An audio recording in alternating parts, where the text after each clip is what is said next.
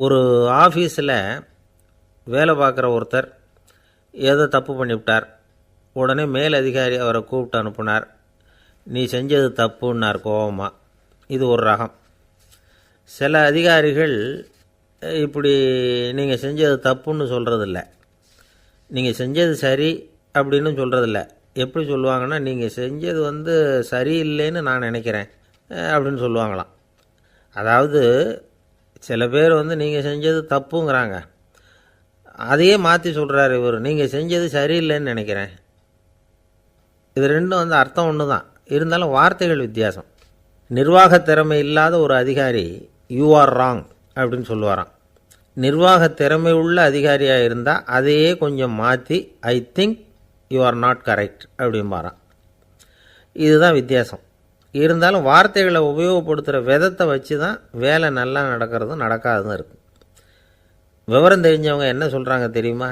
B a leader not a boss அப்படிங்கிறாங்க.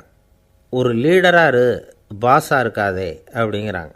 சரி, அப்படின்னா லீடருக்கும் பாஸுக்கும் வித்தியாசம் உண்டா அப்படின்னு கேட்டால் இருக்குன்னு சொல்கிறாங்க. லீடருங்கிறவர் வேறு, பாஸுங்கிறவர் வேறு. ஒரு லீடர் எப்படி நடந்துக்குவார், ஒரு பாஸ் எப்படி நடந்துக்குவார், இதை முதல்ல நாம் தெரிஞ்சுக்கணும். அவங்க எப்படி நடந்துக்குவாங்க அப்படிங்கிறதுக்கு சில விவரங்கள் இருக்குது. அதை கேட்டோம்னா நாம் புரிஞ்சுக்கலாம் அதை. அதாவது பாஸுங்கிறவர் விரட்டிக்கிட்டே இருப்பார், லீடருங்கிறவர் ஊக்கப்படுத்திக்கிட்டே இருப்பார். நாளைக்கு சாயந்தரத்துக்குள்ளே அந்த வேலையை செஞ்சு முடிக்கலைன்னா தொலைச்சி விடுவோம் தொலைச்சி அப்படிம்பார் அவர். இவர் எப்படி சொல்லுவார்னா, இது வரைக்கும் நீங்கள் செஞ்சுருக்கிற வேலை ரொம்ப அற்புதம் அப்படிம்பார். பாஸுங்கிறவர் அதிகாரத்தை நம்பி செயல்படுறவர், லீடருங்கிறவர் நல்லெண்ணத்தை நம்பி செயல்படுறவர். நம்மக்கிட்ட அதிகாரம் இருக்குது, பவர் இருக்குது, அதனால் காரியத்தை சாதிச்சுடலாம் அப்படின்னு நினைக்கிறவர் அவர். மற்றவங்கக்கிட்ட ஒரு நல்ல அபிப்பிராயத்தை சம்பாதிச்சுக்கிட்டு அது மூலமாக காரியங்களை சாதிக்கிறவர் இவர். பாஸுங்கிறவர் பயத்தை உண்டு பண்ணுவார், லீடருங்கிறவர் அன்பை பரவ செய்வார். அது செய்யலைன்னா ஆடிட்டில் தகராறாயிடும், இது செய்யலைன்னா இன்க்ரிமெண்ட்டு கட் ஆகிடும், இப்படி ஏதாவது சொல்லி பயமுறுத்திக்கிட்டே இருப்பார் அவர். இவர் அப்படி இல்லை. உடம்பு இப்படி இருக்குது, வீட்டில் எல்லோரும் சௌக்கியமாக இருக்கிறாங்களா, ஆஃபீஸில் எல்லாம் வசதியாக இருக்குதா, நான் ஏதாவது உதவி செய்யணுமா அப்படின்னு அன்புக்கு முக்கியத்துவம் கொடுப்பார். பாஸுங்கிறவர் எதுக்கெடுத்தாலும் நான் சொல்லிகிட்டு இருப்பார், லீடருங்கிறவர் நாமன்னு சொல்லிகிட்டு இருப்பார். பாஸுங்கிறவர் தப்புக்கு காரணம் யாருன்னு பார்ப்பார், லீடருங்கிறவர் தப்பு என்னன்னு பார்ப்பார். இதுதான் ரெண்டு பேருக்கு வித்தியாசம். The boss shows who is wrong, the leader shows what is wrong அப்படின்னு சொல்லுவாங்க. இந்த காரியம் எப்படி செய்யப்பட்டிருக்கு அப்படின்னு தெரிஞ்சுக்கிறவர் பாஸ், இந்த காரியத்தை எப்படி செய்யணும்னு செஞ்சு காட்டுறவர் லீடர். பாஸுங்கிறவர் பணியாளர்களை திட்டுவார், லீடர் மரியாதைக்குரியவராக நடத்துவார், அதுக்குரியவராக அவர் நடந்துக்குவார். செய்கிற வேலையை ஒரு சுமையாக நினைக்க வைக்கிறவர் பாஸ், செய்கிற வேலையை ஒரு சந்தோஷமாக ஆக்கிறவர் லீடர். ஒரு முதலாளியாக இருக்கிறவர் அல்லது ஒரு நிர்வாகியாக இருக்கிறவர் இது மாதிரியான நுணுக்கங்களையெல்லாம் தெரிஞ்சு வச்சுக்கிறது நல்லது. ஒரு பாஸ் இருக்கார், அவர் ஒரு நாள் ரொம்ப பெருமையாக தன்னோட ஆஃபீஸை பற்றி பேசிக்கிட்டு இருந்தார். எனக்கு கீழே 200 பேர் வேலை செய்கிறாங்க சார், நான் ஒரு கோடு கிழிச்சா அவங்க அதை தாண்டாத அளவுக்கு நான் நடந்துக்கிறேன் சார் அப்படின்னார் அவர். அது எப்படி முடியுது உங்களால் அப்படின்னு கேட்டோம். நான் கோடே கிழிக்கிறதில்ல சார் அப்படின்னார். என்ன சார் உங்கள் பையன் என்ன செஞ்சுக்கிட்டு இருக்கிறான் இப்போது அப்படின்னு கேட்டார் ஒருத்தர். அடிக்கடி கண்ணாடி முன்னாடி நின்று அழகு பார்த்துக்கிட்டு இருக்கிறான் சார் அப்படின்னார் அப்பா. இளம் பருவம் இப்படி தான் இருக்கும், அதையெல்லாம் சாதாரணமாக நினச்சிடாதீங்க அப்படின்னார் அவர். என்ன சார் சொல்கிறீங்க, கண்ணாடி முன்னாடி நின்றுக்கிட்டு நேரத்தை வீணாக்கிக்கிட்டு இருக்கான், அதை ஒரு பெரிய விஷயமா நான் நினைக்கணுமா அப்படின்னார் இவர். இளம் பருவத்தில் இளைஞர்களுக்கும் சின்ன பொண்ணுங்களுக்கும் அடிக்கடி கண்ணாடியில் பார்க்கணும்னு தோணும். அது வெறுமனே அழகு பார்க்குறது மட்டும் இல்லை, அவங்க தங்களையே தேடி கண்டுபிடிக்கிற ஒரு முயற்சி அது. இது ஒரு மனோதத்துவ விளைவு. இது வரைக்கும் சின்ன பிள்ளையாக இருந்துட்டோம், இனிமேல் நாமளும் மற்றவங்க மாதிரி மனிதர்கள் தான் அப்படிங்கிற உணர்வு அவங்களுக்கு வருது. தங்களோட முகம் எப்படி இருக்குது, அழகு எப்படி இருக்குது, உடம்பு நேரம் எப்படி இருக்குது, முடி எப்படி இருக்குது அப்படிங்கிறதையெல்லாம் கண்டுபிடிக்கிறாங்க. அதுக்கப்புறம் இன்னொரு ஆணோ பொண்ணோ தன்னை கவனிக்கணும் அப்படின்னு நினைக்கிறாங்க. இதெல்லாம் மனோதத்துவ உண்மைகள், இதெல்லாம் இயற்கை. இதை பார்த்துட்டு பெற்றவங்க பிள்ளைங்க கெட்டு போட்டாங்க அப்படின்னு நினைக்கக்கூடாது, அவங்கள திட்டிக்கிட்டே இருக்கக்கூடாது. இன்றைக்கி பல குடும்பங்களில் இதுதான் நடந்துக்கிட்டு இருக்குது. மனுஷ வாழ்க்கையிலேயே இப்படியும் இல்லாத அப்படியும் இல்லாத ஒரு பருவம் இளம் பருவம். 13லேருந்து 19 வயசுக்கு உட்பட்ட ஆண்கள் பெண்கள் இந்த வகையை சேர்ந்தவங்க, டீனேஜ் குரூப்.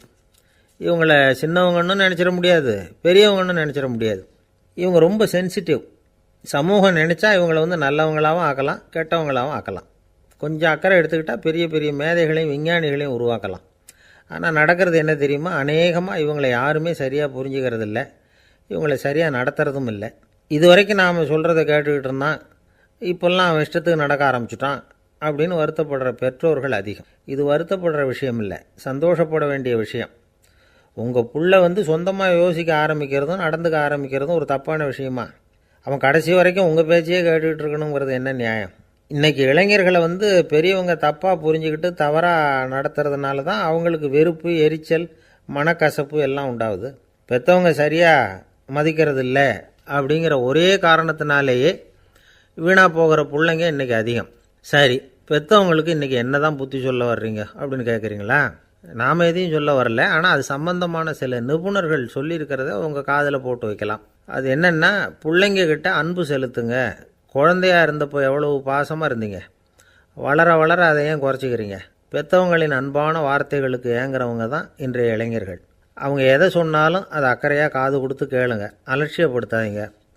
அவங்க விரும்புகிறது உங்கள்கிட்டேருந்து ஒரு மதிப்பு, மரியாதை, அங்கீகாரம், இவ்வளவுதான். அவங்க அவங்களாவே முடிவுகள் எடுக்கட்டும், அதுக்கு நீங்கள் உதவியாக இருங்க, அது போதும். மற்றவங்க முன்னாடி, முக்கியமாக அவங்க நண்பர்கள் முன்னாடி அவங்கள பற்றி மட்டமாக பேசாதீங்க. அவங்கக்கிட்ட பொய் சொல்லக்கூடாது. நீங்கள் சொன்னது பொய்ன்னு தெரிஞ்சு போச்சுன்னா உங்கள் பேரில் அவங்களுக்கு இருக்கிற மதிப்பு போயிடும், நம்பிக்கை போயிடும். அவங்களுக்கு முன்னாடி நீங்கள் சண்டை போடக்கூடாது. உங்கள் பிள்ளைய எப்பவும் இன்னொரு பிள்ளையோட ஒப்பிட்டு பேசுகிற வேலையே வேணாம். கூட பிறந்த மற்றவங்களோட கூட ஒப்பிடக்கூடாது. இப்படி செஞ்சால் அவன் உங்ககிட்டையும் பிரியமாக இருக்க மாட்டான், அவங்ககிட்டையும் பிரியமாக இருக்க மாட்டான். புள்ள எங்கே போகிறான், என்ன பண்ணுறான் அப்படின்னுலாம் துப்பறிஞ்சிக்கிட்டு இருக்கக்கூடாது. இளைஞர்கள் தனிமையை விரும்புகிறவங்க. அவங்கள பெட்டியில் வச்சு மூடி பாதுகாக்கணும்னு நினைக்கக்கூடாது. அவங்கள எப்படி பாதுகாக்கிறது அப்படிங்கிறது அவங்களுக்கே தெரியும். உங்கள் புள்ள எப்படி நடந்துக்கணும்னு நீங்கள் எதிர்பார்க்குறீங்களோ அது மாதிரி நீங்கள் நடந்து காட்டுங்க, அது போதும். ஒரு வீட்டில் அப்பாவும் அம்மாவும் பேசிக்கிட்டு இருக்கிறாங்க. என்னங்க, நம்ம பொண்ணு பெரியவளாயிட்டா, அடிக்கடி கண்ணாடி முன்னாடி போய் நின்றுக்கிட்டு இருக்கிறா, சீக்கிரமாக ஒரு பையனை பார்த்து கல்யாணத்தை முடிக்காமல் இப்படி மசன்னு கல் மாதிரி உட்காந்துருக்குறீங்களே அப்படின்னு சத்தம் போட்டாங்க அந்த அம்மா. அவசரப்படாத, பார்க்குறதுக்கு கண்ணுக்கு அழகாக லட்சணமாக புத்திசாலியாக ஒரு பையன் கிடைக்க வேணாமா, அதுதான் பார்த்துக்கிட்டு இருக்கிறேன் அப்படின்னார் அப்பா. இதுக்கு அந்த அம்மா சொல்கிறாங்க, எங்கள் அப்பா இப்படியெல்லாம் நினச்சிக்கிட்டு இருந்திருந்தா எனக்கு கல்யாணமே ஆயிருக்காது தெரியுமா அப்படின்னாங்களாம். 1816 வருஷம் செப்டம்பர் மாதம் 11ஆம் தேதி பிரான்ஸ் தேசத்தில் உள்ள ஒரு மருத்துவமனை. அங்கே ஒரு இளம் டாக்டர் கொஞ்ச நாளைக்கு முன்னாடி தான் அந்த ஆஸ்பத்திரியில் புதுசாக வேலைக்கு சேர்ந்துருக்கிறார். அவர் பேர் ரெனே லெனக். அவர் அன்னைக்கு காலையில் அந்த மருத்துவமனையில் அப்படியே ரவுண்ட்ஸ் வந்துக்கிட்டு இருக்கிறார். வார்டில் ஒரு படுக்கையில் ஒரு இளம்பெண் படுத்திருக்கிறா. அந்த பொண்ணுக்கு இருதய நோயாக இருக்கலாம்ங்கிறது மற்ற டாக்டர்கள் சந்தேகம். அந்த காலத்துல எல்லாம் ஒருத்தருடைய இருதய துடிப்பை தெரிஞ்சுக்கணும்னா நோயாளியின் மார்பில் டாக்டர் காதை வச்சு பார்த்து தான் தெரிஞ்சுக்கிறது வழக்கம். ஆனால் இந்த பெண்ணும் இளம்பெண், அந்த டாக்டரும் புதுசாக சேர்ந்துருக்கிறவர். அதனால் பரிசோதனை பண்ண தயங்கினார். கொஞ்ச நேரம் யோசனை பண்ணார். திடீர்னு ஒரு ஞாபகம் வந்தது அவருக்கு. அதாவது அன்றைக்கி விடியற் காலையில் தோட்டத்தில் அப்படி வாக்கிங் போயிட்டு இருந்தப்போ சின்ன பசங்கள்லாம் ஒரு மரக்கட்டையை வச்சு விளையாடிக்கிட்டு இருந்தாங்களாம். அதை இவர் பார்த்துருக்கிறார். அது என்ன விளையாட்டுனா, ஒரு நீளமான மரப்பலகை, அதில் ஒரு முனையில் ஒரு பையன் தன்னுடைய காதை வச்சுக்கிட்டு இருக்கிறான், மறுமுனையில் இன்னொரு பையன் அந்த மரப்பலகையை ஒரு ஆணியால் கீறிக்கிட்டு இருக்கிறான். ஒரு முனையில் ஆணியால் கீறும் பொழுது மறுமுனையில் காதை வச்சிருக்கிற பையனுக்கு அந்த சத்தம் துல்லியமாக கேட்குது. அந்த டாக்டருக்கு காலையில் பார்த்த இந்த விளையாட்டு ஞாபகத்துக்கு வந்துட்டுது. உடனே என்ன பண்ணார் தெரியுமா? ஒரு நீளமான காகிதத்தை எடுத்தார். அதை அப்படியே உருளை மாதிரி உருட்டினார். ஒரு முனையை அந்த நோயாளியின் மார்பில் இடது பக்கம் வச்சார், இன்னொரு முனையில் தன்னுடைய காதை வச்சார். என்ன ஆச்சரியம்! நோயாளியின் மார்பில் நேரடியாக காதை வச்சு கேட்குறத விட துல்லியமாக கேட்டுது இதய துடிப்பு. இதய துடிப்பு மட்டும் இல்லை, மூச்சு இழுத்து விடுறது, திரவ பொருள்களின் அசைவு, எல்லா சத்தமும் தெளிவாக கேட்குது. கிரேக்க மொழியில் ஸ்டெத்தாஸ் அப்படின்னா மார்பு, ஸ்கோப்பின் அப்படின்னா பார்ப்பதுன்னு அர்த்தம். அதனால் டாக்டர் ரெனே லெனக் தான் கண்டுபிடிச்ச கருவிக்கு ஸ்டெத்தஸ்கோப் அப்படின்னு பேர் வச்சார். அவரே முதல் மாடலையும் செஞ்சார். அளவு ரொம்ப பெருசாக இருந்தது. சுலபமாக எடுத்துகிட்டு போகிறது கஷ்டம். அது அவ்வளோ கஷ்டமாக இருந்தது அது. அதனால் அவரே அதை அப்புறம் 2 பிரிவாக தயார் பண்ணார். இது 2 துண்டையும் டாக்டர் தன்னோட கோட்டு பாக்கெட்டில் வச்சுக்கலாம், தேவைப்படுறப்ப எடுத்து ஒன்றா சேர்த்துக்கலாம். இப்படி தான் அவர் ஆரம்பத்தில் பண்ணார். தன்னுடைய இந்த கண்டுபிடிப்பை பற்றி அவர் ஒரு புத்தகம் எழுதினார். நிறைய விற்றுது, புகழும் பணமும் சேர்ந்தது. பணமும் புகழும் வந்து சேர்ந்தது மாதிரியே அவருக்கு ஒரு நோயும் வந்து சேர்ந்தது. அது என்ன நோயின்னு கண்டுபிடிக்கிறதுக்கும் அவர் கண்டுபிடிச்ச கருவி தான் உபயோகப்பட்டு தான். அவரே அதை கண்டுபிடிச்சார். அவருக்கு வந்திருந்தது காச நோய். 1826ஆம் வருஷம் ஆகஸ்ட் மாதம் 13ஆம் தேதி உலகத்தின் முதல் ஸ்டெதஸ்கோப்பை கண்டுபிடிச்ச டாக்டர் ரெனே லெனக் காலமானார்.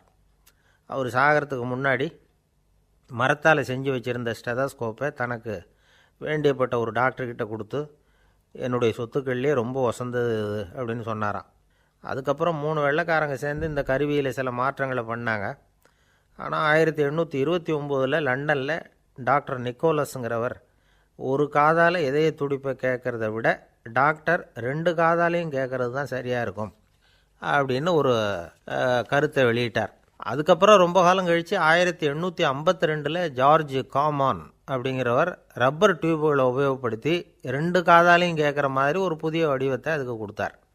அதுக்கு பிறகு அது படிப்படியாக எவ்வளவோ மாற்றங்கள் இருந்தாலும் ஆரம்பத்தில் டாக்டர் ரெனே லெனக் உருவாக்கின அடிப்படை மாடலை யாரும் மாற்றி அமைக்கலைங்கிறது தான் முக்கியமான விஷயம். நமக்கு தெரிஞ்ச ஒரு ஆஸ்பத்திரி, அதில் ஒரு நோயாளி, காலை நேரத்தில் நர்ஸு அந்த பக்கமாக போயிட்டு இருந்தாங்க. அதை பார்த்துட்டு ஒரு நர்ஸுன்னு கத்துறார். நர்ஸு அவசரமாக ஓடி வந்து என்ன விஷயம்னு கேட்டாங்க. சிஸ்டர், இங்கே பாருங்கள், உங்கள் டாக்டரை என் நெஞ்சில் அவர் காதை வச்சு கேட்டுக்கிட்டு இருக்கிறார் அப்படின்னார் நோயாளி. சிஸ்டர் பதட்டப்படாமல், அதனால் என்ன, இந்த டாக்டர் பழமையான விஷயங்களில் ரொம்ப நம்பிக்கை உள்ளவர், அதனால் ஸ்டெதாஸ்கோப்பை உபயோகப்படுத்தாமல் காதை வச்சு கேட்குறார், அது ஒன்றும் தப்பு இல்லை அப்படின்னாங்களாம். ஐயோ, அதுக்காக இல்லை சிஸ்டர், இவர் என் நெஞ்சு மேலே தலையை வச்சது நேற்று ராத்திரி 9 மணி, இப்போ விடிஞ்சு போச்சு, இன்னமும் தலையை எடுக்கவே இல்லை, அதுக்காக தான் சந்தேகப்பட்டு உங்களை கூப்பிட்றேன். அரேபிய நாடு, அங்கே ஒரு ஆட்சி தலைவர், அரேபிய நாட்டு ஆட்சி பொறுப்பை ஏற்றுக்கிட்டவர். அவர் வந்து ஆட்சி பொறுப்பை ஏற்றுக்கிட்ட பிறகு ஒரு நாள் ஒரு தெருவில் நடந்து போய்கிட்டு இருந்தார். அவர் தோளில் ஒரு பெரிய துணி மூட்டை, அதை சுமந்துக்கிட்டு கடத்தெருவை நோக்கி அவர் போய்கிட்டு இருக்கிறார். வழியில் அவரை சந்தித்தார் உமர். அவர் கேட்டார், கலீஃபா அவர்களே, எங்கே புறப்பட்டுட்டீங்க அப்படின்னு கேட்டார். கலீஃபான்னா ஆட்சி தலைவர்னு அர்த்தம். இதுக்கு அவர் சொன்னார், நான் வந்து துணி வணிகம் செய்கிறவன், அதனால் துணி வியாபாரம் செய்கிறதுக்காக போயிட்டுருக்கிறேன்னார். நீங்கள் இப்போ இந்த நாட்டுக்கு ஆட்சி தலைவர், ஆட்சி பொறுப்பில் இருக்கிறீங்க, நீங்கள் வியாபாரம் செய்ய போட்டால் அரசு பணிகளை செய்கிறது யார் அப்படின்னு கேட்டார் அவர். நான் அரசு பணிகளை மட்டுமே செஞ்சுக்கிட்டு இருந்தா என் குடும்பத்தை காப்பாற்றுறது யார் அப்படின்னு கேட்டார் அவர். இப்படி கேட்டவர் யார் தெரியுமா? அவர் தான் அபூபக்கர், இறை தூதர் முகமது அவர்களுக்கு பிறகு கலீஃபாவாக தேர்ந்தெடுக்கப்பட்டவர். அப்போலாம் ஆட்சி தலைவர்களுக்கு சம்பளம்னு எதுவும் கிடையாது. இந்த பிரச்சனையை எப்படி தீர்க்கிறதுன்னு யோசனை பண்ணார் உமர். அபு உபைதா அவர்கள்கிட்ட அழைச்சிட்டு போனார். அவர் யாருன்னா, அவர் தான் பொது நிதி கருவூலத்தின் பொறுப்பாளர். அவர்கிட்ட பிரச்சனையை சொன்னார். இது மாதிரி ஆட்சி தலைவருக்கு பொது நிதியிலிருந்து ஊதியம் அளிக்க முடியுமான்னு கேட்டார். பொது நிதி விதிகளின்படி அதுக்கு சாத்தியம் இல்லைன்னு சொல்லிவிட்டார் அவர். சரி, வேற ஏதாவது வழி இருக்குதான்னு கேட்டார் உமர். அபு உபைதா கொஞ்சம் யோசனை பண்ணி பார்த்தார். அப்புறமா சொன்னார், மக்காவிலிருந்து மதீனாவுக்கு குடிபெயர்ந்து வந்த அகதிகளுக்கு நிதி உதவி அளிக்கிறதுக்கு விதிகளில் இடம் இருக்கு. அப்படி பார்த்தா அபூபக்கரும் அகதி தானே, அதனால் எல்லா அகதிகளுக்கும் கொடுக்கறது மாதிரியே அவருக்கும் ஒரு தொகை அளிக்கலாம்னார். கலீஃபா அபூபக்கருக்கு இந்த அகதி உதவி தொகையைத்தான் கொடுத்துட்டு வந்தாங்களாம். குடும்ப செலவுக்கு அது போதுமானதாக இல்லை. இருந்தாலும் கலீஃபாங்கிறதுக்காக மற்ற அகதிகளை விட அதிகமாக தொகையை பெற அவர் விரும்பலை.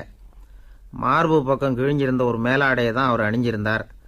அவருடைய துணைவியார் அஸ்மா, அவங்க ஒரு நாள் தேன் அருந்த ஆசையாக இருக்குன்னாங்களாம். நமக்கு கிடைக்கிற ஊதியம் குடும்ப செலவுக்கே போதுமானதா இல்லையே, இந்த நிலையில் தேன் வாங்கிறதுக்கு காசுக்கு நான் எங்கே போவேன்ருக்கார் அவர். கொஞ்ச நாள் கழித்து அவங்க ஒரு தொகையை அவர்கிட்ட கொடுத்து தேன் வாங்கிட்டு வர சொன்னாங்களாம். இவருக்கு ஆச்சரியம், ஏது இந்த பணம்னு கேட்டிருக்காரு. நீங்கள் தினமும் குடும்ப செலவுக்காக கொடுத்துக்கிட்டு வந்த பணத்தில் கொஞ்சம் கொஞ்சமாக மிச்சப்படுத்தி வச்சேன்னாங்களாம். அபூபக்கர் அந்த பணத்தை எடுத்துக்கிட்டு நேராக பொது நிதி கருவூல பொறுப்பாளர்கிட்ட போனார். இந்த பணத்தை பொது நிதியில் சேர்த்துருங்க, இது அதிகப்படியாக எனக்கு தரப்பட்டு வந்த ஊதியம், அடுத்த மாதத்துலேருந்து இந்த தொகையை குறைச்சிங்கன்னு வேற சொல்லிவிட்டாராம். பசியை தணிக்க தேவையான அளவு உணவு, ஒரு ஜோடி உடை, இதை தவிர கூடுதலாக மக்கள் பொது நிதியிலிருந்து வாங்கிக்கிறதுக்கு என் குடும்பத்தாருக்கு உரிமை இல்லை அப்படின்னு சொல்லி கண்டிப்பாக சொல்லிவிட்டாராம். அவர் வாங்கிட்டு வந்த இந்த குறைந்த ஊதியம் கூட அவர் மனசை உறுத்திக்கிட்டே இருந்தது. கடைசி நேரம் அவர் தம்முடைய மகள் ஆயிஷா அவர்களை அழைச்சார். மகளே, இதுவரைக்கும் பொது நிதியிலிருந்து நான் வாங்கிட்டு வந்த தொகை என்னுடைய இதயத்தில் பாரமாக அழுத்திக்கிட்டு இருக்கு. என் தோட்டத்தை விற்று அதில் வர்ற பணத்திலேருந்து நான் இதுவரைக்கும் வாங்கிட்டு வந்த ஊதிய தொகையை கணக்கு போட்டு பொது நிதியில் சேர்த்துவிடு அப்படின்னாராம். பதவி ஏற்கிறதுக்கு முன்னாடி தன்கிட்ட இருந்ததை விட இப்போ கூடுதலாக என்ன சொத்து இருக்குன்னு பார்த்துருக்கார். ஒரு ஒட்டகம், ஒரு கோப்பை, ஒரு பணியாள். இதையும் அடுத்தபடியாக கலீஃபாவா வர்றவர்கிட்ட ஒப்படைச்சிருங்க அப்படின்னு விட்டாராம். அதே மாதிரி அடுத்து வந்த உமர்கிட்ட ஒப்படைச்சாங்க. அப்போ உமர் சொன்னாராம், அபூபக்கரே, இந்த முன்மாதிரியால் உங்களுக்கு பிறகு இந்த ஆட்சி பொறுப்பை ஏற்கிறவர்களை பெரும் நெருக்கடிக்கு ஆளாகி விட்டீங்க அப்படின்னு சொல்லி ரொம்ப கண் கலங்கினாராம். கடைசியாக அபூபக்கர் தன்னுடைய குடும்பத்தாருக்கு விட்டு சென்ற சொத்து ஒரு படுக்கை விரிப்பு, ஒரு போர்வை, அவ்வளவுதான். இது சிந்திக்க வேண்டிய ஒரு செய்தி. ஒரு ஊரில் ஒரு மன்னர் இருந்தாராம். அமைச்சர் அவர்கிட்ட சொன்னாராம், மன்னா, நம்ம ராஜ்யத்தில் இனிமே லஞ்ச ஊழலே இருக்காதுன்னாராம். ஆஹா, அப்படின்னா ஊழல் பேர் வழிகளையெல்லாம் நாடு கடத்தியாச்சா அப்படின்னு கேட்டிருக்காரு மன்னர். இதுக்கு அவர், அப்படி இல்லைங்க, இனிமே கொடுக்கறதுக்கு ஜனங்கள்கிட்ட பணமே இல்லை. இந்த உலகத்தில் எல்லாருக்கும் மகிழ்ச்சி தரக்கூடிய ஒரு பொருள் எது? இது ஒரு முக்கியமான கேள்வி. இந்த கேள்விக்கு பொருத்தமான ஒரு பதிலை உங்களால் சொல்ல முடியுமா? அதாவது கொஞ்சம் யோசித்து பார்த்தா பணம்னு சொல்லலாமா? இப்போ கையில் காசு இல்லாதவங்ககிட்ட ஒரு 10 ரூபாயை கொடுத்தா அது அவனுக்கு சந்தோஷத்தை கொடுக்கும். ஏற்கனவே வருமான வரி பிரச்சனையில் சிக்கி இருக்கிறவர்கிட்ட இன்னும் கொஞ்சம் பணம் இந்தாங்கன்னு சொல்லி கொடுத்தோம்னா அது அவருக்கு சங்கடத்தை தான் கொடுக்கும். அதனால் அந்த கேள்விக்கு பணங்கிறது பொருத்தமான பதிலாக இருக்க முடியாது. கேள்வி என்னன்னா, இந்த உலகத்தில் எல்லாருக்கும் மகிழ்ச்சி தரக்கூடிய ஒரு பொருள் எது? சரி, இனிப்புன்னு சொல்லலாமா?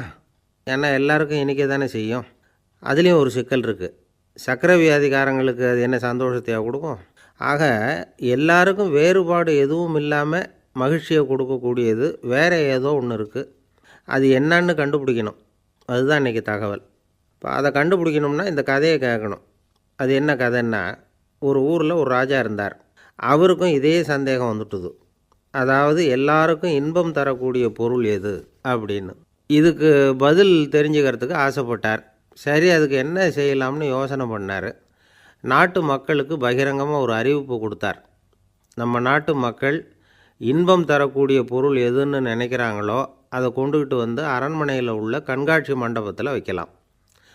அப்படி அவங்க வைக்கிற பொருள்களில் எது எல்லாருக்கும் இன்பம் தரக்கூடியதாக இருக்குமோ அதை வச்சவருக்கு 1000 பொற்காசுகள் பரிசு அப்படின்னு அறிவிப்பு கொடுத்துட்டார். ஜனங்கள் இந்த அறிவிப்பை கேட்டாங்க.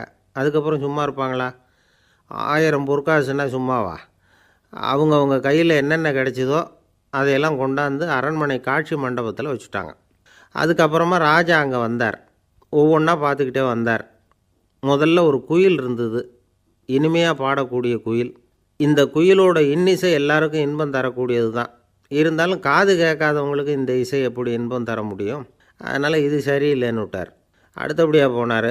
அங்கே என்ன வச்சுருக்குறாங்கன்னு பார்த்தா ஒரு அழகான மயில் அங்கே தோகை விரித்து ஆடிக்கிட்டு இருக்குது. இந்த மயிலோட ஆட்டம் மனசுக்கு இன்பம் தரக்கூடியது தான்.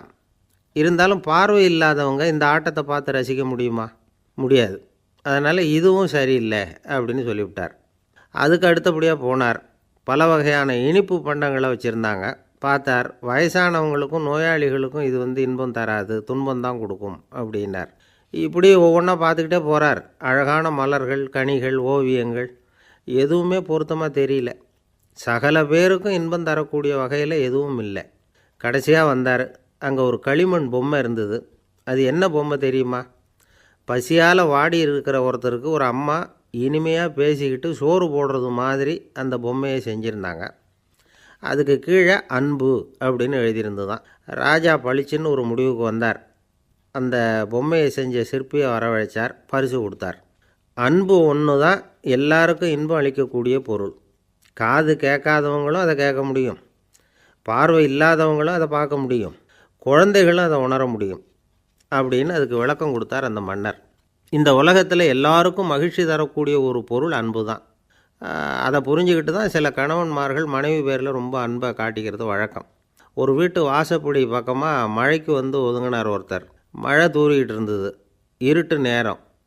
அந்த வீட்டில் இருந்தவர், இன்றைக்கி ராத்திரி வேணும்னா இங்கேயே தங்கிட்டு காலையில் போங்க அப்படின்னார். உடனே இவர் சொன்னார், ரொம்ப நன்றிங்க, ஒரு 10 நிமிஷத்தில் இதை வந்துவிடுறேன் அப்படின்னு சொல்லிவிட்டு எங்கேயோ ஓடினார். 10 நிமிஷம் கழித்து திரும்பி வந்தார்.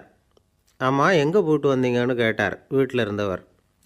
நேராக எங்கள் வீட்டுக்கு போய் மனைவி கிட்ட இன்றைக்கி ராத்திரி இங்கேயே தங்கிக்கிறேன்னு சொல்லிவிட்டு வந்துட்டேன் அப்படின்னார் அவர். அன்பில் இது ஒரு ரகம். ஆசைப்படுறதில் தப்பு இல்லை, ஆனால் அந்த ஆசை தேவைக்கு தகுந்த மாதிரி இருக்கணும். தேவைக்கு மீறிய ஆசைகள் இருக்குது பாருங்கள், அது தேவையில்லை. இந்த கருத்தை வலியுறுத்தது மாதிரி ஒரு கதை உண்டு. தேவேந்திரனுக்கு திடீர்னு வீடு கட்டணும்னு ஒரு ஆசை வந்து தான். வீடுன்னா நாம் கட்டுற மாதிரி இல்லை. தேவேந்திரன் வீடுன்னா சும்மாவா, ஒரு பிரம்மாண்டமான அரண்மனை கட்டணும். அது மாதிரி இந்த 3 லோகத்துலேயும் ஒரு அரண்மனை கிடையாது அப்படின்னு எல்லாரும் சொல்லணும். இது அவனோட ஆசை. உடனே தேவ தச்சரான விஸ்வகர்மாவை கூப்பிட்டான், உத்தரவு போட்டான். விஸ்வகர்மா தன்னுடைய உதவியாளர்களை எல்லாம் கூப்பிட்டு ஒன்றா சேர்த்துக்கிட்டார். படாத பாடுபட்டு ஒரு பெரிய அரண்மனையை கட்டி முடித்தார். கட்டி முடிக்க 1000 வருஷம் ஆச்சு. தேவேந்திரன் வந்து பார்க்குறான். அவனுக்கு திருப்தி ஏற்படலை. என்னுடைய அந்தஸ்துக்கு இது ரொம்ப சாதாரணமான கட்டிடம், இதை விட இன்னும் பெருசாக கட்டு அப்படின்னா. தேவ தச்சர் திணறி போயிட்டார். அவரால் அதுக்கு மேலே எதுவும் செய்ய முடியல. என்ன பண்ணுறதுன்னு யோசனை பண்ணார். நேராக நாரதர் காலில் போய் விழுந்தார். நீங்கள் தான் என்னை இந்த பிரச்சனையிலேருந்து காப்பாற்றணும்னார். நாரதர் யோசனை பண்ணார். சரி, கவலைப்படாதேன்னார். நேராக இந்திரன்கிட்ட போனார். இந்திரன் வந்து நாரதரை பார்த்த உடனே வாங்கன்னு கூட்டிகிட்டு போய் அரண்மனையை காட்டினான். இது மாதிரி ஒரு அரண்மனையை நீங்கள் வேறு எங்கேயாவது பார்த்துருக்குறீங்களா அப்படின்னு ரொம்ப பெருமையாக கேட்டான். நான் பார்த்ததில்லை, ஆனால் என்னை விட வயசில் மூத்தவர் மகரிஷி லோமேசர், அவர் ஒரு வேளை பார்த்துருக்கிறாரா என்னமோ அப்படின்னார். உடனே அவரை மனசில் நினச்சி தியானம் பண்ணினார். அடுத்த கணம் லோமேசர் அங்கே வந்தார். இடையில் ஒரு சின்ன துண்டு, கையில் ஒரு கமண்டலம், தலையில் ஒரு பாய், அவ்வளவுதான் அவர்கிட்ட இருந்தது. எதுக்காக தலையில் இந்த பாய் அப்படின்னு கேட்டான் இந்திரன். என்ன மாதிரி அற்ப ஆயுள் உள்ள ஒரு ஜீவன் தனியாக வீடு கட்டிக்கிட்டு திண்டாடணுமா? இந்த பாய் தான் ஒரு வீடு மாதிரி எனக்கு நிழல் கொடுக்குது அப்படின்னார் அவர். என்னது, உங்களுக்கு வந்து அவ்வளவு கொஞ்சமான ஆயுளா அப்படின்னு ஆச்சரியத்தோடு கேட்டான் இந்திரன். ஆமாம், இதை பாரு, என்னுடைய மார்பில் ஒரு பொற்காசு அளவுக்கு ரோமம் உதிர்ந்துட்டுது. எப்போ என் உடம்புல உள்ள எல்லா ரோமமும் உதிர்ந்துருமோ அப்போ என்னுடைய ஆயுள் முடியும் அப்படின்னார். எப்போ அந்த ரோமங்கள் பூரா உதிரும்னு கேட்டான் இவன். ஒரு பிரம்மா மறைஞ்சதும் ஒரு ரோமம் உதிரும். என் உடம்புல உள்ள ரோமங்களின் எண்ணிக்கை எவ்வளவோ அவ்வளவு பிரம்மாக்கள் தோன்றி அவங்க ஆயுள் முடியும் பொழுது என் உடம்புல உள்ள ரோமங்கள் பூரா உதிரும் அப்படின்னார். அப்படின்னா ஒரு பிரம்மாவோட ஆயுள் எவ்வளவு காலம்னு கேட்டான். ஒரு பிரம்மாவுக்கு 100 தேவ வருஷம்.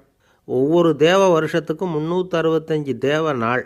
ஒவ்வொரு தேவ நாள்லேயும் ஒன்றை மாதிரி 14 இந்திரர்கள் தோன்றி மறைகிறாங்க அப்படின்னு மகரிஷி லோமேசர் சொல்கிறார். இதை கேட்டதும் இந்திரன் ஆடி போயிட்டான். அவ்வளவு ஆயுள் உள்ள இவரே அற்ப ஆயுள்னு சொல்கிறார். நான் என்னுடைய ஆயுளை பெருசாக நினச்சிக்கிட்டு பிரம்மாண்டமான அரண்மனை கட்டணும்னு ஆசைப்படுறேனே அப்படின்னு நினச்சான். எனக்கு வீடு கட்டின வரைக்கும் போதும்னு விட்டான். அதனால் நாமெல்லாம் நம்முடைய தேவைக்கு தகுந்த மாதிரி ஆசைப்படுறது தான் நியாயம். ஆனால் அப்படியே நடந்துக்கிறோம். மனுஷன் வந்து கடவுளையே ஏமாற்றி காசு வாங்கிறதுக்குள்ள ஆசைப்படுறான். ஒருத்தன் கடவுளை நினச்சி தவம் இருந்தான். கடவுள் நேரில் வந்தார். தேவலோகத்தில் ரூபாய்க்கெல்லாம் என்ன மதிப்புன்னு கேட்டான். அங்கெல்லாம் ரூபாய்ங்கிறது உங்கள் பணத்தில் 1 கோடி ரூபாய்க்கு சமம். அதாவது தேவலோகத்தில் 1 ரூபான்னா இங்கே 1 கோடி ரூபா. அது மாதிரி எங்களுக்கு ஒரு நாளுங்கிறது உங்கள் கணக்கில் 1 கோடி வருஷத்துக்கு சமம் அப்படின்னார் கடவுள். அப்படின்னா எனக்கு நீங்கள் அதிகமாக எதுவும் தர வேணாம், உங்கள் கணக்குப்படி ஒரே 1 ரூபா கொடுங்க, அது போதும்னா இவன் ரொம்ப சாமர்த்தியமாக. கடவுள் யோசனை பண்ணார். அது ஒன்றும் கஷ்டம் இல்லை, 1 ரூபா தானே கேட்குற, கொடுத்துட்றேன். ஆனால் இப்போ வரும்பொழுது நான் எடுத்துக்கிட்டு வரல, எங்கள் கணக்குப்படியே 1 நாள் பொறுத்துக்க பணத்தோடு வந்துடுறேன் அப்படின்னு சொல்லிவிட்டு பறந்து போயிட்டார். ஒரு நாள் ஒரு தகப்பனார் தன்னுடைய பிள்ளையை அழைச்சிக்கிட்டு வந்தார். சார், இவன் சரியாக படிக்க மாட்டேங்கிறான், பெரியவங்களை மதிக்க மாட்டேங்கிறான், நீங்கள் கொஞ்ச நாள் இவனுக்கு குருவாக இருந்து நல்ல விஷயங்களை சொல்லி கொடுத்தா தேவையில்லைன்னார். பெரியவங்களையும் மதிக்காதவன் எப்படி என்ன மதிக்க போகிறான்? அப்படிங்கிறது நமக்கு யோசனை வரும் இல்லையா? வேணாங்க, என்னை விட்டுருங்க அப்படின்னோம். அவர் விட மாட்டேன்னு விட்டார். இல்லைன்னா அவரே சிஷ்யன் ஆகிடுவார் போல இருந்தது. சரி, வேறு வழி இல்லாமல் அந்த பையனையே என்னுடைய சீடனை ஏற்றுக்கிட்டு உபதேசமெல்லாம் பண்ண ஆரம்பித்தோம். அதாவது குரு பக்தின்னா அது எப்படி இருக்கணுங்கிறத பற்றி சொல்லி கொடுத்தோம் அவனுக்கு. சதமகர் அப்படின்னு ஒரு குரு இருந்தார். அவருக்கு ஒரு சீடர். அவன் பேர் துளசி சைதன்யன். நைஷ்டிக பிரம்மச்சாரி. தன்னுடைய குருவுக்கு எந்த நேரத்தில் எது தேவைங்கிறத புரிஞ்சுக்கிட்டு சேவை செய்கிறவன். ஆனால் இவனை பற்றி மற்ற சீடர்களுக்கு பொறாமல் வந்துட்டுது. இவன் மட்டும் இப்படி இருக்கானேன்னு உடனே குருக்கிட்ட போய் கோல் மூட்டினாங்க. அவன் சரியில்லை, அவன் நடந்துக்கிறது சரியில்லை, அப்படி இப்படின்னு எதையாவது சொல்லி. இருந்தாலும் இதையெல்லாம் அந்த குரு நம்பலை. அவருக்கு தெரியும் யார் யார் எப்படின்னு. துளசி சைதன்யன் பெருமையை மற்ற சீடர்களுக்கு உணர்த்தணும் அப்படின்னு நினச்சார். அதுக்கு ஒரு வழி பண்ணார். ஒரு நாள் சீடர்களை எல்லாம் கூப்பிட்டுக்கிட்டு ஒரு காட்டு வழியாக போய்கிட்டு இருந்தார். அங்கே ஒரு பெரிய மலை அருவி கொட்டிக்கிட்டு இருந்தது. குரு சீடர்கள் பக்கம் திரும்பினார். இந்த மலையின் மேலே இருந்து அந்த படுபாதாளத்தில் குதிக்கிறதுக்கு உங்களில் யார் தயார் அப்படின்னு கேட்டார். ஒரு சீடனும் வாயை திறக்கலை, ஒதுங்கி நின்றுக்கிட்டாங்க. பின்னாடி மூட்டை முடிச்சோடு வந்துக்கிட்டு இருந்தான் துளசி சைதன்யன். அவனை பார்த்தார். தப்பாருப்பா, நீ மேலே இருந்து அந்த அருவியில் குதி அப்படின்னார். அப்படியே செய்கிறேன் சுவாமின்னா ஓடி போய் பொத்துன்னு குதிச்சுட்டான். அடுத்த கணமே குருநாதர் தன்னுடைய யோக சக்தியால் பறந்து போய் அவன் கீழே விழுந்துடாமல் தாங்கி பிடிச்சி கொண்டுகிட்டு வந்துட்டார். மற்ற சீடர்களுக்கெல்லாம் ஒரு மாதிரி ஆயிட்டுது. அடுத்தபடியாக என்ன பண்ணலாம்னு யோசித்தாங்க இவனை மாட்டி விடுறதுக்கு. ஒரு நாள் வெத்தலை அடிக்கிற ஒரு சின்ன உரலையும் உலக்கையையும் எடுத்து ஒளிய வச்சுட்டாங்க. சதமகர் சன்னியாசி இல்லை, அவர் வெத்தலை போடுவார். பல்லு சரியில்லை, அதனால் இடித்து தான் வெத்தலையை போடணும். திடீர்னு வெத்தலை பாக்கு கேட்டார். வழக்கமாக உரலில் இடித்து தர்றது தான் துளசியின் பழக்கம். உரலை தேடினா கிடைக்கல, என்ன பண்ணுறது? குரு கேட்டுவிட்டாரே, குரு சேவை தானே முக்கியம். என்ன பண்ணால் வெத்தலை பாக்க தன்னுடைய வாயில் போட்டு முன்னும் அதை எடுத்து அவர்கிட்ட கொடுத்துட்டான். குரு எதையோ படிச்சுக்கிட்டே அதை வாங்கி வாயில் போட்டுக்கிட்டார். துளசி இன்றைக்கி தாம்பூலம் நல்லா இடிக்கப்பட்டிருக்கு, ருசியாக வேறு இருக்குது, அதை இடித்த பாத்திரத்தை என் கண்ணால் பார்க்கணும்னு ஆசையாக இருக்குன்னு விட்டார். அதை மட்டும் அனுப்பி போய் நீ வர வேண்டான்னு வேற சொல்லிவிட்டார். இதை கேட்டதும் துளசி தவிச்சு போயிட்டான். இவன் போகாமல் எப்படி வாயை மட்டும் அனுப்பி வைக்க முடியும்? இவன் தவிக்கிறத பார்த்ததும் மற்ற சீடர்களுக்கெல்லாம் மனசுக்குள்ளே ரொம்ப சந்தோஷம். துளசி கொஞ்சமும் யோசிக்கலை. வாழை எடுத்தான், தன்னுடைய தலையவே அப்படியே அறுத்து வெட்டி எடுத்தான். இன்னொரு சீடங்கிட்ட கொடுத்துட்டான், எடுத்துகிட்டு போன்னு சொல்லி. கொண்டுட்டு போய் குரு முன்னாடி வைக்கிறாங்க. அந்த தலையில் வாய் திறந்துருக்கு, வெத்தலை போட்டு முன்னு இருந்தது, தெரிஞ்சு போச்சு, சிவப்பாக இருந்தது. அவனுடைய குரு பக்தியை இப்போ எல்லாரும் ஒத்துக்கிட்டாங்க. அதுக்கப்புறம் குரு சதமகர் தன்னுடைய அற்புத திறமையினால் அந்த தலையை மறுபடியும் ஒட்ட வச்சுட்டார். துளசிக்கு உயிர் வந்துட்டுது. இப்படி ஒரு பெரிய கதை உண்டு. அதாவது துளசி சைதன்யன் அவனுடைய குரு பக்தி எப்படி அப்படின்னு கேட்டோம். ரொம்ப அபாரம் அப்படின்னு அந்த பையன் அடக்கமாக, சும்மா விளையாட்டுக்காக தான் அப்படி அவங்ககிட்ட கேட்டோம். ஏன்பா உன்னுடைய குரு பக்தியை என்கிட்ட காட்டுறதுக்கு உன்னோட கழுத்தை நீயே அறுக்கணும்னு நான் சொன்னால் அதை நீ செய்வியா அப்படின்னு கேட்டோம். என்னுடைய கழுத்தை நானே அறுக்க வேண்டிய அவசியம் இல்லை சார் அப்படின்னா அவன். ஏண்டான்னு, அதே காரியத்தை தான் இனிமேல் நீங்கள் தினமும் செய்ய போகிறீங்களே சார் அப்படிங்கிறான். ஒருத்தர் ரொம்பவும் மகிழ்ச்சியாக வந்துக்கிட்டு இருந்தார். என்ன விஷயம்னு விசாரித்தேன். நான் தோற்று போயிட்டேன், அதுதான் மனசுக்கு மகிழ்ச்சியாக இருக்குது அப்படின்னார். எனக்கு இது ரொம்ப ஆச்சரியமாக போச்சு. இந்த உலகத்தில் தோற்று போகிறவங்க யாரும் மகிழ்ச்சியாக இருக்கிறதில்ல. அப்படி இருக்கிறப்ப இவர் இப்படி சொல்கிறாரே, எங்கே தோற்று போனீங்கன்னு கேட்டேன். அதுக்கப்புறம் தான் அவர் விவரமாக சொன்னார். என்னோட 5 வயசு குழந்தையோட நான் விளையாடிக்கிட்டு இருந்தேன். அந்த விளையாட்டில் என் குழந்தை ஜெயிச்சு விட்டுது, நான் தோற்று போயிட்டேன் அப்படின்னார் ரொம்ப உற்சாகமாக.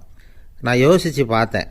அதாவது நாம் சின்ன குழந்தையாக இருக்கிறப்போ எந்த விளையாட்டில் கலந்துக்கிட்டாலும் அதில் நாம் தான் ஜெயிக்கணும்னு ஒரு வெறி நமக்குள்ளே இருக்கும். நம்மளை எதிர்த்து விளையாடுறவர் நல்லவரா கெட்டவரா, பெரியவரா சின்னவரா அப்படிங்கிறதெல்லாம் முக்கியம் கிடையாது. அவர் தோற்று போகணும், நாம் ஜெயிக்கணும், அதுதான் முக்கியம். எதிரியை சந்தோஷப்படுத்த விளையாடுகிற கலை அப்போ நமக்கு தெரியறதில்ல. வாழ்க்கையில் ஒரு பக்குவம் வந்ததுக்கு அப்புறம் வெற்றி பெறணுங்கிற மன அழுத்தம் போயிடுது. போட்டியில் ஜெயிக்கணுங்கிறத விட குழந்தையை சந்தோஷப்படுத்தணுங்கிறது முக்கியமாக போச்சு. ஜெயிக்கணுங்கிற வெறி ஓடி போட்டுது. ஒரு குழந்தையாக இருந்தப்போ நம்ம வளர்ச்சிக்கு உதவிய வெறி பெரியவனானதுக்கு பிறகு நமக்கு எதிரியாக மாறுது. அதை சரியான சமயத்தில் நாம் புரிஞ்சுக்கிட்டோம்னா போதும், நாம் பொழைச்சிக்கலாம். ஒவ்வொரு மனுஷனுமே வாழ்க்கையோட அடுத்த கட்ட வளர்ச்சியில் அடி எடுத்து வைக்கிற நேரத்தில் தன்கிட்ட இருந்து ஏதோ ஒரு குணத்தை அல்லது தன் குணம் இருந்த ஏதோ ஒரு உறவை நாம் இழக்கத்தான் வேண்டியிருக்குது. ஒரு கட்டம் வரைக்கும் உதவியாக இருந்த குணம் அடுத்த கட்டத்துக்கு தடையாக கூட மாறிடலாம். இந்த பரிமாண மாற்றத்துக்கு உள்ளாகிற ஒவ்வொருத்தரும் பிரத்யட்சமாக இதை உணர்றாங்க. ஆனால் பல பேர் எப்படின்னா பழசை திறந்துவிட்டு புதிய கொள்கைகளை உருவாக்கிக்கிறதுக்கு இஷ்டம் இல்லாமல் இருந்துவிடுறாங்க, அல்லது அப்படி செய்ய முடியாமல் தவிக்கிறாங்க. இதையெல்லாம் மீறி அந்த பழசை திறந்துட்டா அதை இழந்ததால் உண்டாகிற மன அழுத்தம் சில காலத்துக்கு வருத்திக்கிட்டு தான் இருக்கும், வேறு வழி இல்லை. ஆரோக்கியமான ஒரு முன்னேற்றத்துக்காக அந்த மன அழுத்தத்தை தாங்கிக்கத்தான் வேணும் அப்படிங்கிறாரு அந்த உலக புகழ்பெற்ற மேதை ஒருத்தர், இந்த ஸ்காட் பெக் அப்படிங்கிறவர். பிறந்த நாள் முதல் இதுதான் சரி அப்படின்னு கற்பிக்கப்பட்டு வந்த ஒவ்வொரு தத்துவத்தையும் தங்களுடைய வளர்ச்சிக்கு தகுந்த மாதிரி மாற்றி அர்த்தப்படுத்தி கொள்ள முடியாமல் வாழ்க்கை சூழலில் அப்படியே அரைப்பட்டு தூளாகிறவர்கள் தான் ரொம்ப தவிக்கிறாங்களாம். இதுதான் அவருடைய கருத்து. பெரும்பாலும் மனிதர்களுடைய நடுத்தர வயசில், அதாவது 30 தாண்டுகிற சமயத்தில் தான் இந்த தவிப்பு உண்டாகுதான். இதை தான் மேற்கத்திய நாடுகளில் அடிக்கடி மிட் லைஃப் கிரைசிஸ் அப்படின்னு சொல்கிறாங்க. அப்பப்போ பழசையெல்லாம் தொலைச்சி விட்டு புதுசாக பிறக்கிறதுக்கு கற்றுக்கணும். ஒவ்வொரு நிமிஷத்தையும் அந்த நிமிஷத்துக்கு ஏற்ற சித்தாந்தம் கொண்டவர்களாக சந்திப்போம் அப்படிங்கிறார் அந்த உளவியல் நிபுணர். இப்படி பழகிக்கிட்டால் வாழ்க்கை இன்பமயம், இல்லைன்னா தவிப்பு மயம்தான். பழசை தொலைக்க முடியாதவர்களில் எத்தனையோ பேர் உண்டு, எத்தனையோ ரகம் உண்டு. அதில் வேடிக்கையான நண்பர்களும் உண்டு. ஒருத்தர் நண்பர் வீட்டுக்கு போனார். அவர் ஏதோ இனிப்பு பலகாரம் கொடுத்து சாப்பிட சொல்லியிருக்கிறாங்க அவங்க வீட்டில். இவர் சாப்பிட்டு பார்த்துட்டு சொன்னாராம், சார் 6 மாதத்துக்கு